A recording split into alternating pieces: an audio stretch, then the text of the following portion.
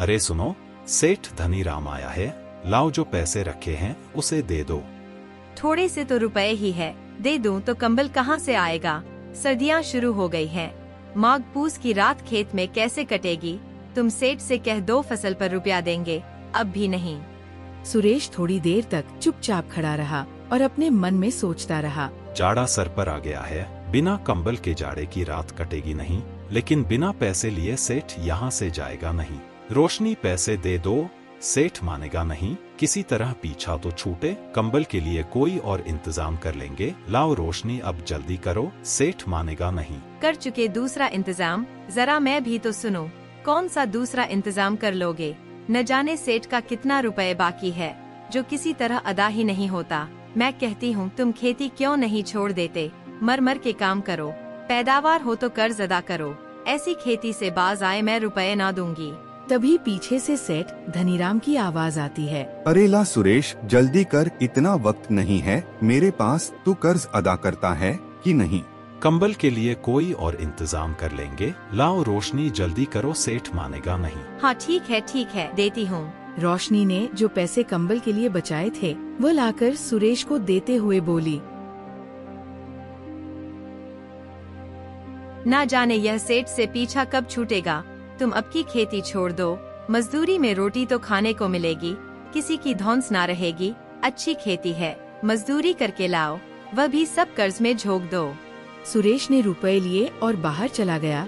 उसने एक एक पैसा काटकर कुछ पैसे कंबल के लिए जमा किए थे, वो आज निकले जा रहे थे। सुरेश ने सेठ को पैसे देते हुए कहा, ये लीजिए सेठ जी, अभी मेरे पास इतने ही है। अरे यह तो आधे भी नहीं है, मुझे पूरे पैसे चाहिए। सेठ जी, फसल काटने के बाद आप बाकी के पैसे ले लेना, अभी मेरे पास इतने ही है। ठीक है, तो मैं फसल काटने के बाद ही आऊँगा और उस समय मुझे मेरे पूरे पैसे चाहिए, वरना तेरे लिए अच्छा नहीं होगा। इतना कहकर सेठ वहाँ से चला जाता है। सुरेश ने गहरी सांस भरते हुए कहा, चलो कुछ समय के लिए ही सही, कम से कम पीछा तो छूटा।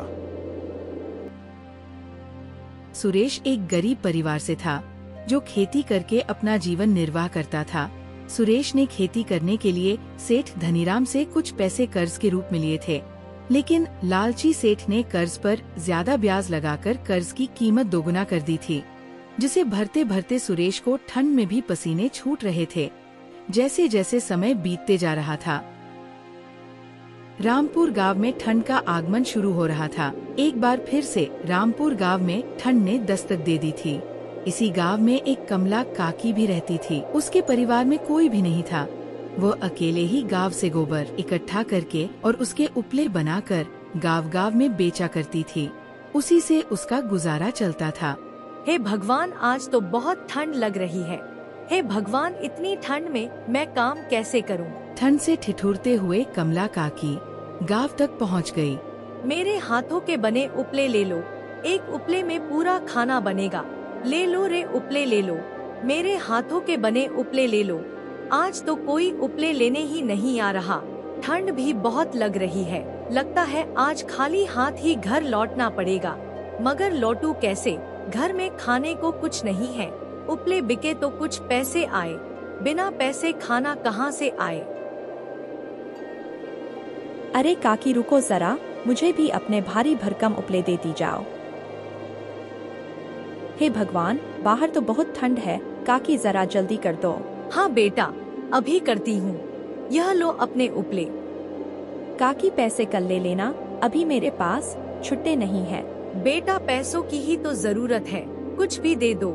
काकी यह लो, मेरे पास यह कुछ चावल है, अभी इसे ही रख लो। ठीक है बेटा, ला दे, आज इसी से मेरा काम चल जाएगा। उपले बेचकर कमला काकी घर को निकल पड़ती है। तभी ठंडी हवा की लहरें जोरों से चलने लगती है।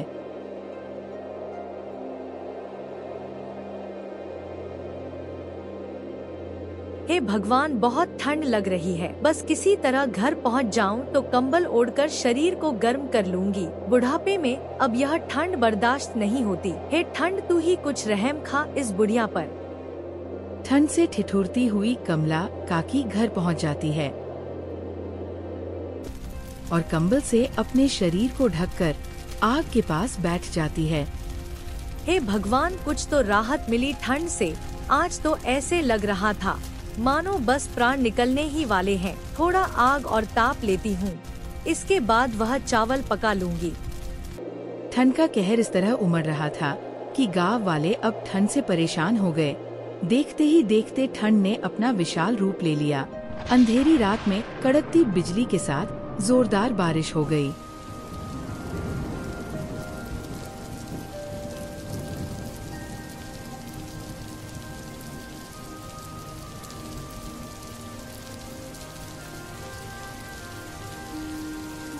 हे भगवान, इतनी ठंड में ये जोरदार बारिश तो हमारी जान ही ले लेगी। अब तो कुछ दिन घर में ही रहकर गुजारना होगा।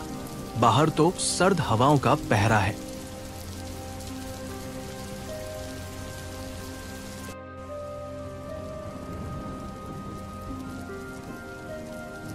रोशनी, यह क्या हो गया?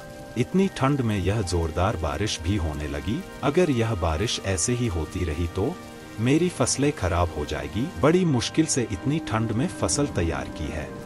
जी आप ज्यादा चिंता ना करें, ठंड की पहली बारिश है, सुबह तक खत्म हो जाएगी। भगवान करें ऐसा ही हो, वरना मेरी फसल तो बर्बाद हो जाएगी।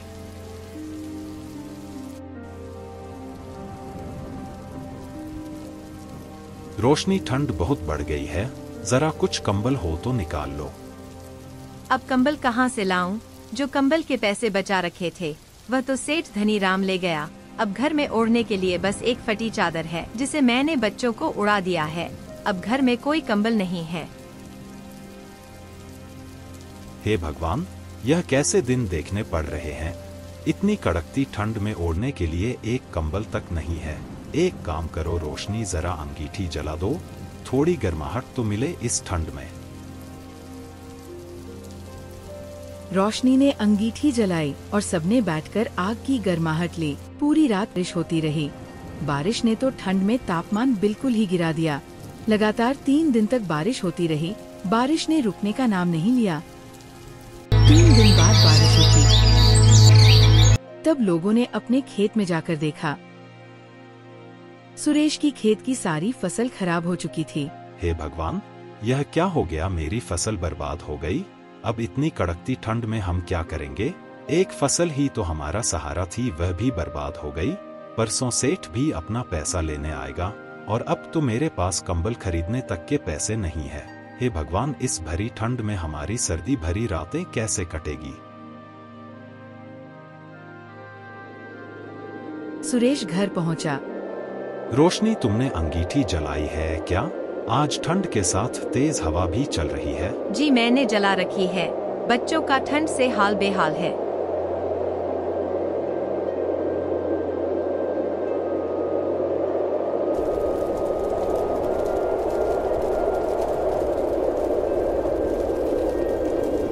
आप बहुत उदास दिख रहे हैं।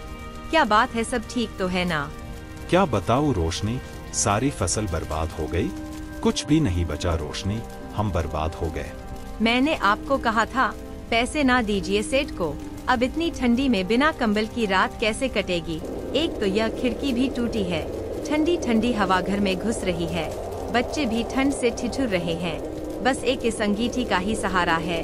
अंगीठी की भी लकड़ियाँ खत्म होने वाली है। लगता हम ठंड से मर ही जाएंगे।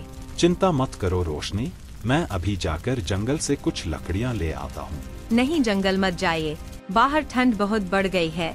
आप एक काम कीजिए, रामू काका से कुछ मदद मांग लीजिए।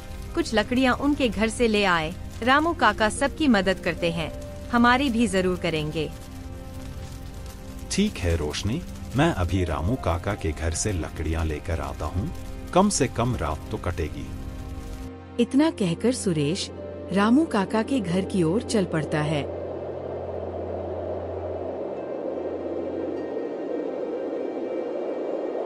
तभी अचानक भारी बर्फबारी होने लगती है। हे भगवान, यह क्या कर रहे हो? कभी बारिश कभी बर्फ, जान ही ले लोगे क्या इस गरीब की?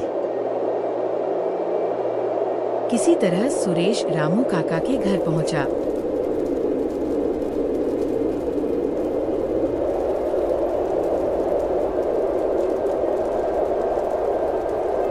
काका कुछ लकड़ियां दे दो, अभी बहुत ठंड है तो जंगल नहीं जा पाऊंगा।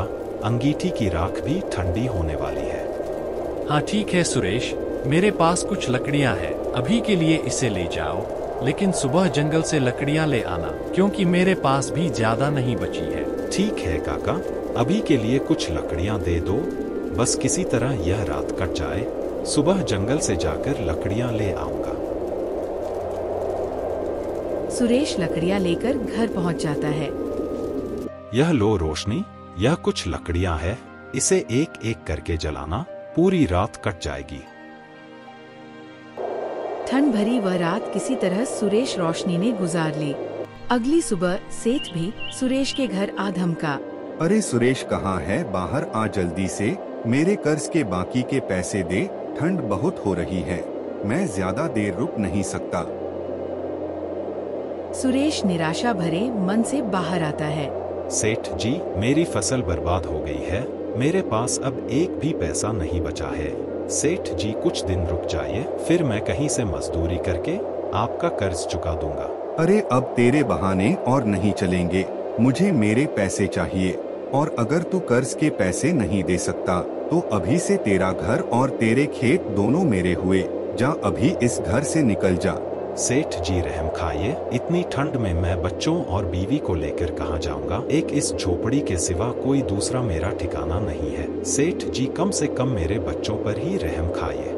यह सब मैं नहीं जानता, तू बस अभी इस घर को खाली कर, और जब तक पैसे नहीं देगा यह घर और तेरा खेत वापस नहीं मिलेगा। बेचारा सुरेश और उसका परिवार ठंड में भटकते हुए कहीं रहने का आसरा ढूंढ रहे थे, मगर उन्हें कहीं कोई आशा की किरण नहीं दिखाई दे रही थी। बहुत ठंड है, मुझसे अब और चला नहीं जाएगा। बच्चों की भी तबीयत बहुत खराब हो रही है। मुन्नी को बुखार चढ़ गया है, और ज्यादा देर ऐसे ही घूमते रहे तो हमारे यहीं पर प्राण निकल जाएंगे। अभी हम यहाँ नहीं रुक सकते, रात होने से पहले हमें सर ढकने के लिए कुछ तो ढूंढना ही होगा। जैसे जैसे दिन ढल रहा है, ठंड बढ़ती जा रही है। बहुत दूर चलते चलते उनको एक झोपड़ी दिखाई देती है। रोशनी वहाँ देखो, वहाँ एक झोपड़ी है, चलो वहाँ जाकर पूछते हैं, क्या पता उन्हें ही हम पर रहम आ जाए और वह हमें अपनी झोपड़ी में आश्रय दे दे। सुरेश का परिवार वह झोपड़ी के पास चला जाता है। कोई है क्या? इस गरीब की मदद करें, कृपया करके इस गरीब की मदद करें। सुरेश कई बार आवाज लगाता है, मगर झोपड़ी के अंदर से कोई आवाज नहीं आती है। लगता है इस झोपड़ी में कोई नहीं है, एक बार अंदर चलकर देखना चाहिए। सुरेश झोपड़ी के अंदर जाता है।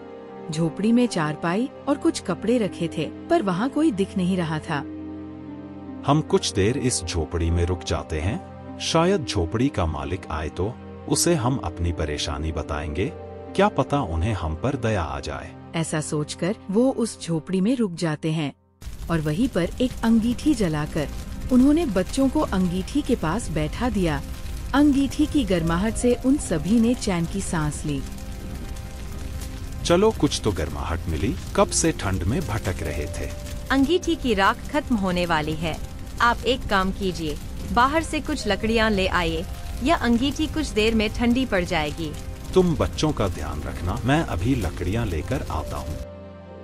लकड़ियों की तलाश में सुरेश कुछ दूर चला ही था कि अचानक उसकी नजर एक बुढ़िया पर जाती है, जो ठंड में नीचे जमीन पर गिरी हुई थी।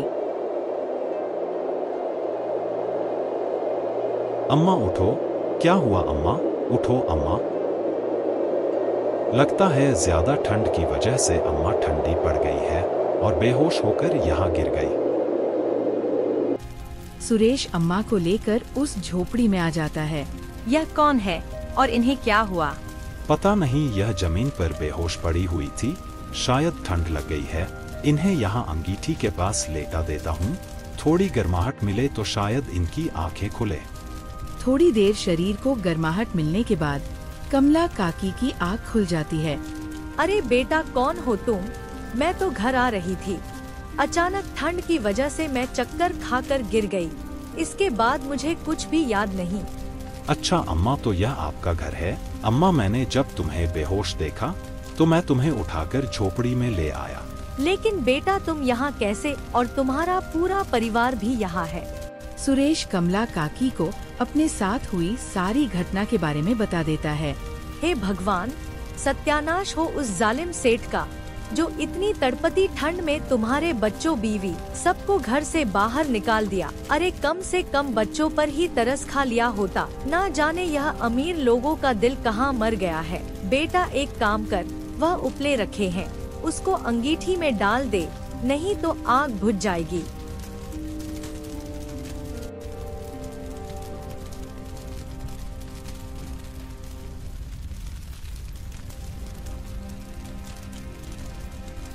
तुम चिंता मत करो बेटा, तुम जब तक चाहे मेरे साथ रह सकते हो। मेरा तो वैसे भी कोई नहीं है और मेरे हाथ पैर भी काम नहीं करते। यह ठंड मुझसे अब बर्दाश्त नहीं होती। इससे अच्छा तो भगवान ही उठा लेता मुझे। अम्मा, ऐसा क्यों बोलती हो?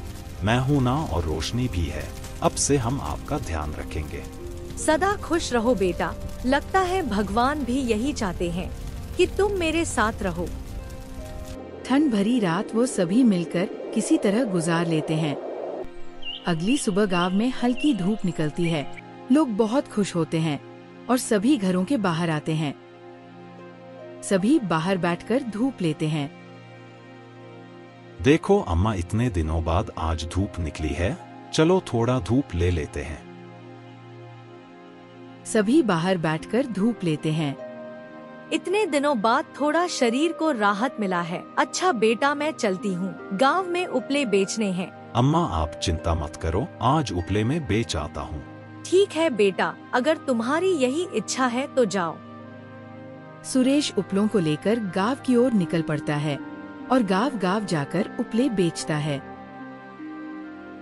यह तो बहुत कम पैसे है, केवल उपलों को बेचकर कुछ नहीं हो पाएगा। मुझे कोई और काम भी करना होगा। उपलों को बेचकर आए पैसों से सुरेश कुछ राशन ले आता है। यह लो रोशनी, यह कुछ राशन है, इससे सबके लिए गर्मागर्म खिचड़ी बना दो। अम्मा, मैं एक काम करता हूँ, जंगल में जाकर कुछ लकड़ियाँ ले आता हूँ और उसे भी गांव में बेच दिया करूँगा। इससे थोड़ी बहुत और आमदनी हो जाएगी। ठीक है बेटा, लेकिन अगर तुम लकड़ियाँ लेना ही चाहते हो तो पश्चिम दिशा की ओर जो जंगल है वहाँ से लकड़ियाँ ले आओ। वहाँ पर बड़े बड़े पेड़ हैं और वहाँ की लकड़ियाँ भी काफी गर्म होती हैं। उसे गांव में बेचो तो अच्छी कीमत मिलेगी। ठीक है अम्मा, मैं पश्चिम दिशा की ओर ही चला जाता हूँ। इतना कहकर सुरेश लकड़ी की तलाश में निकल पड़ता है। जंगल के काफी अंदर जाने के बाद सुरेश को खूब मोटे घने पेड़ दिखाई देते हैं, जो और पेड़ों के मुकाबले काफी मोटे और लंबे थे। सुरेश वहाँ से काफी सारी लकड़ियाँ काट कर ले आता है और गांव गांव जाकर बेचता है। सारी लकड़ियाँ बेचने के बाद सुरेश घर आ जाता है। सुरेश ने कुछ लकड़ियाँ घर के लिए भी बचा ली थी। आज सारी लकड़ियाँ बिक गई और यह कुछ लकड़ियाँ मैंने हमारे लिए भी बचा ली थी। बाहर बहुत ठंड है, जरा इन लकड़ियों को जला दो तो मेरे शरीर को थोड़ा गर्माहट मिल जाए। फिर रोशनी उन लकड़ियों को जला देती है। उन लकड़ियों के जलते ही पूरा कमरा बिल्कुल गर्म हो जाता है। वह लकड़ियों की आग में ना जाने कौन सा तेज था, जो पूरे कमरे में गर्मी फैल जाती है। बाहर ठंड की बर्फबारी हो रही थी और खिड़की से आने वाली हवा घर में घुसते ही गर्म हो जा रही थी। इस तरह ठंड भरी रात उस दिन उन सभी के लिए एक गर्माहट भरी रात में बदल गई।